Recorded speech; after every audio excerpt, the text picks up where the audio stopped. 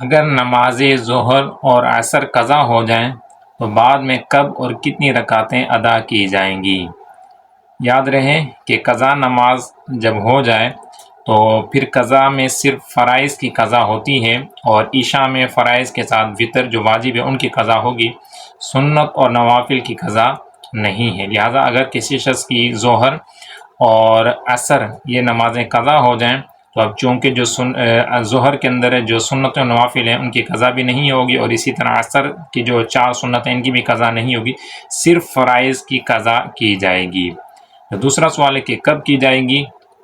تو اس حوالے سے حکم یہ ہے کہ جو 3 اوقات مکروہ ہیں ان 3 اوقات کے علاوہ جب بھی چاہیں ان نمازوں کو قضا کر سکتے ہیں۔